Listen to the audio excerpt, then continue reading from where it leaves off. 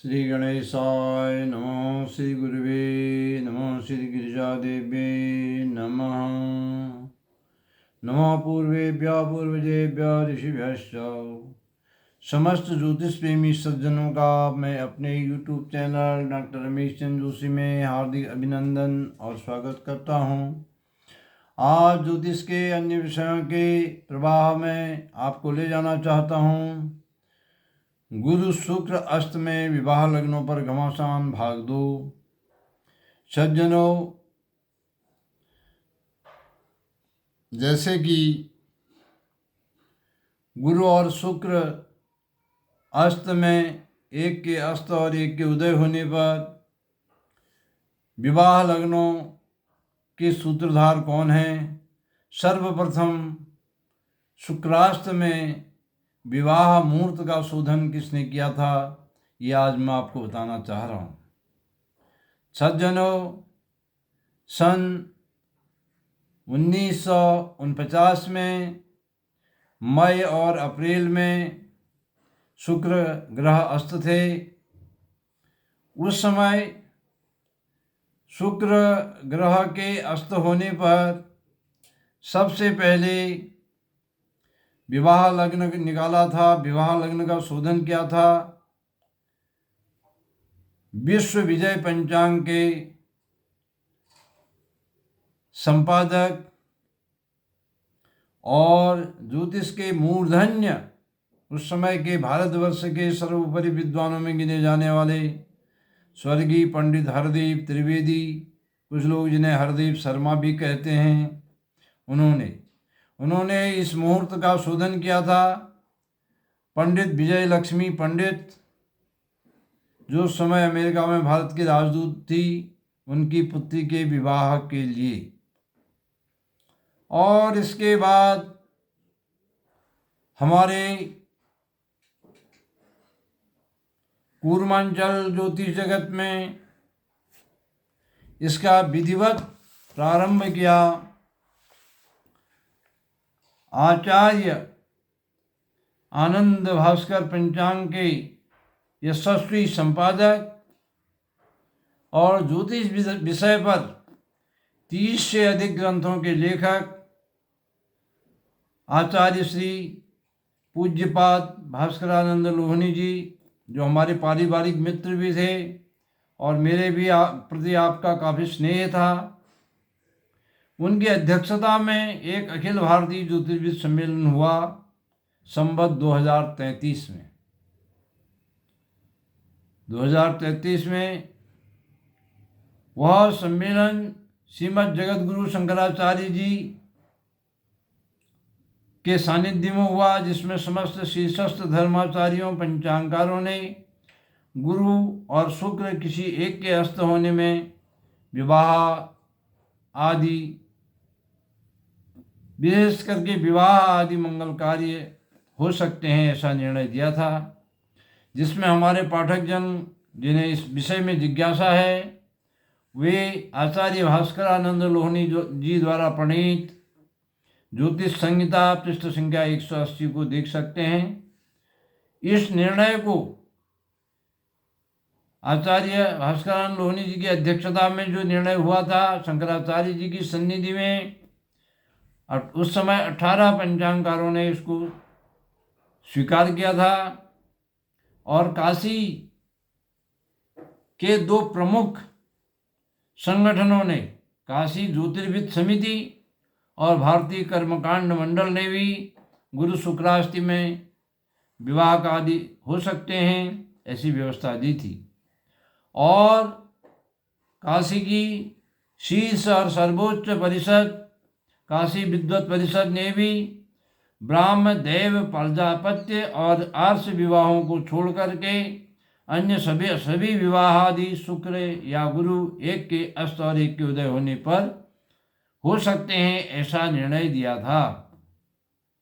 इससे स्पष्ट हो गया कि संवत 2033 सन 1979 से ही आपातकालीन लग्नों का समस्त भारतवर्ष में प्रचलन हो गया था। और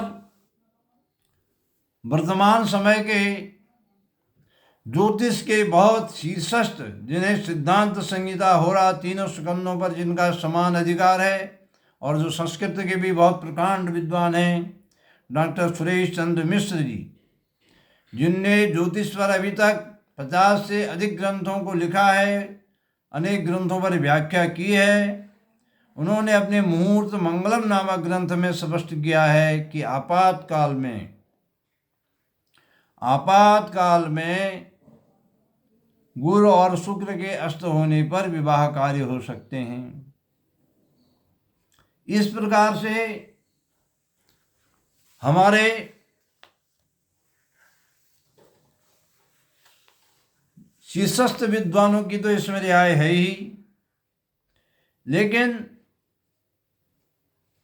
भारतवर्ष के कुछ अधिकांश पंचांगकारों ने इसे स्वीकार नहीं किया है, और कुछ ही पंचांगकार ऐसे हैं जो वर्तमान समय में गुरु शुक्र अस्त में विवाह आदि लग्न दे रहे हैं।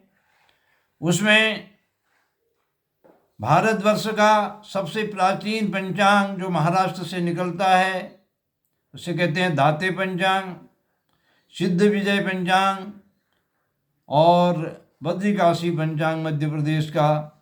ये लोग गुरु शुक्र के अस्त काल में वर्तमान परिस्थितियों में विवाह लग्न दे रहे हैं।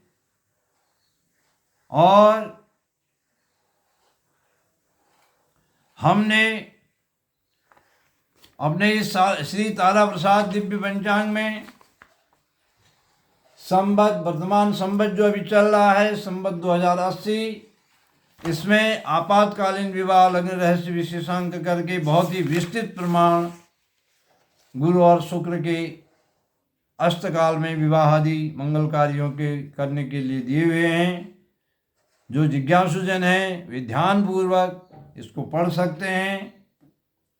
और संवत 2072 से ही, जैसे ही हमने अपना पंचांग का प्रकाशन किया गिरिजा माता की अनुपम हेतु की अनुकंपा से, तब से ही हमारे पाठकों का यह आग्रह था, क्योंकि संवत 2072 से ही दुर्भाग्यवश आचार्य भास्करानंद लोहनी जी का स्वास्थ्य खराब होने से पंचांग का प्रकाशन, आनंद भास्कर पंचांग का प्रकाशन बंद हो गया था, और संयोगवश उसी वर्ष से हमने पंचांग का प्रकाशन प्रारंभ किया था।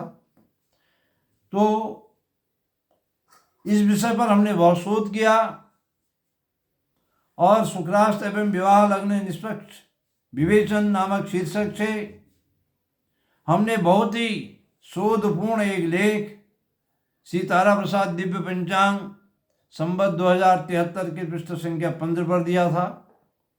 उसके बाद भी हमारे पाठक जनों का, हमारे विद्वान पाठकों का आग्रह बढ़ने लगा, और इस क्रम में हमने माह दिसंबर 2016 में एक पत्र विचारार्थ पूर्वांचल के 2000 से अधिक विद्वानों को भेजा,